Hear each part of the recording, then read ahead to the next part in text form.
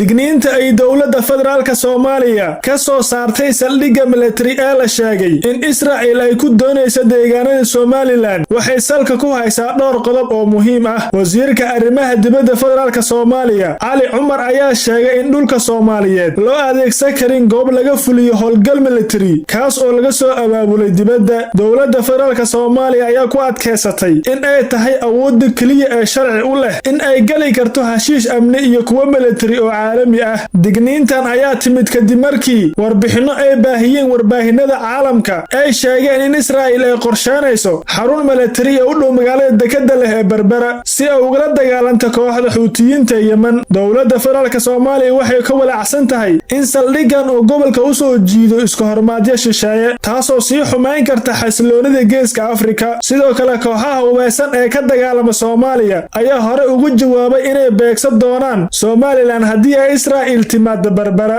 Inkastoo Somaliland ay xiriir diblomaasiyadeed la sameysay Israa'iil bishii December sanadkii hore 2025, mas'uuliyiinta Hargeysa waxay hore u beeniyeen inay ka wada hadleen saldhig military oo laga sameeyay Berbera. Si kastaba ha ahaatee, wasiirka madaxtooyada Somaliland Khadar Cabdi ayaa dhawaan sheegay in xiriirka istiraatiiji ah ay la leeyihiin Israa'iil wax badan ka koobnaa karo mustaqbalka la falaqay doona arrimaha amniga. Digniintan ayaa ku soo aaday xilli uu xoogeysanayo dagaalka ka socda bariga dhexe kaasoo saameyn ku leh marinka badda cas iyo amniga gobolka oo dhan. Madaxweyne Xasan Sheikh Maxamuud ayaa hore u ballan qaaday in Soomaaliya ay ka hortagi doonto joogitaan kasta oo military oo Israa'iil ku yeelata dhulka Soomaaliyeed, isagoo ku tilmaamay faragelin ka dhan ah madaxbannaanida dhuleed ee Soomaaliya. Haddii labada dhinac waa Israa'iil iyo dowladda federaalka Soomaaliya ay ku adkeystaan go'aanada, ugu dambeyn xaaladda waxay u xubsiiman kartaa weji adag oo saameyn ku yeesha amniga iyo siyaasadda gobolka. Soomaaliya waxay cadaadis saari kartaa ururada caalamiga ah sida Qaramada Midoobay,